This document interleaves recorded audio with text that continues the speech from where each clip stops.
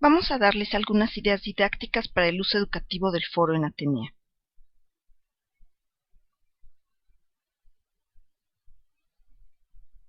Es importante recordar que el foro debe de ser siempre un ejercicio de interacción y comunicación grupal y no exclusivamente un monólogo o un diálogo entre el maestro y cada uno de los estudiantes.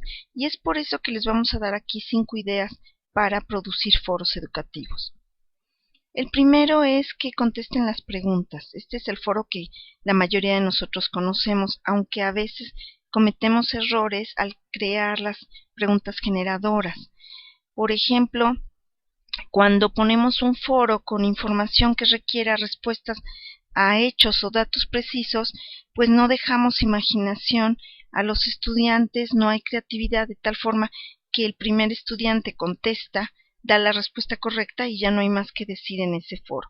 Las preguntas generadoras deben de motivar a los estudiantes a crear un cierto nivel de polémica, que se vale disentir, de manera de conocer un poquito más qué es la opinión de los estudiantes. ¿Cuál es el ejemplo de este foro?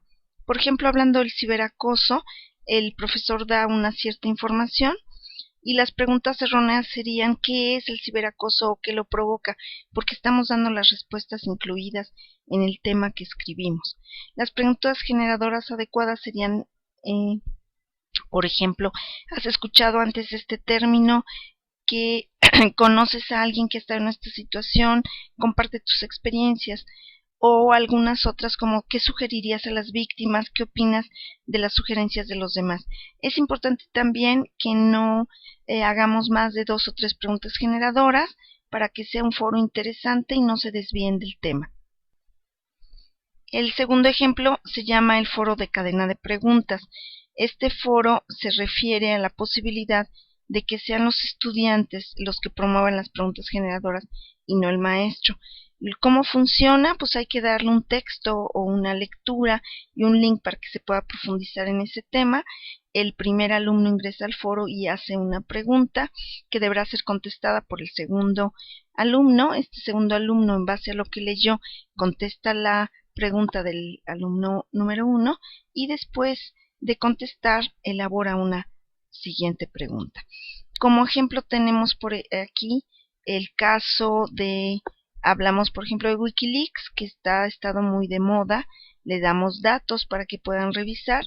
El alumno 1 elabora la pregunta si es fiable esta información, el alumno 2 tiene que contestar esta pregunta y después el alumno 2 deja una segunda pregunta. El alumno 3 ingresa, revisa la lectura, revisa el foro por completo y contesta la pregunta del alumno 2. El tercer ejemplo se llama semejanzas y diferencias. De lo que se trata es de hacer un análisis de un tema y los estudiantes deberán de buscar en una investigación pues en qué se parecen o en qué difieren a este tema otras situaciones. Por ejemplo, hablando del Día de Muertos, el alumno 1 puede elegir la India, el alumno 2 puede elegir los Estados Unidos. Esto es importante para que los alumnos hagan una investigación y revisen datos concretos de la situación que está exponiendo el profesor. El cuarto ejercicio en foro se llama En mi lugar, ¿qué harías? Y se trata de que el profesor explique una situación ficticia o real y que permita a los estudiantes hacer propuestas. Estas propuestas serán evaluadas por el profesor. Hay que cuidar que siempre permanezcan en una vialidad y realidad. Por ejemplo, aquí el maestro quiere hacer un viaje y los estudiantes van a proponer propuestas. Hay ciertas características, hay ciertas limitaciones y el profesor finalmente va a elegir la que considere mejor. Por último, defendiendo una postura, este tipo de foro, el profesor va a repartir roles o perfiles a cada uno de los alumnos. Por ejemplo, en el caso que estamos dando de la pena de muerte en México, hacerla real o no, pues un alumno va a tomar el perfil del abogado de la víctima, otro el abogado del culpable, etcétera. Lo importante es que en cada uno de estos ejercicios tiene mucho que ver con la naturaleza del tema. Los invito a ser creativos en el uso de los foros en Atenea.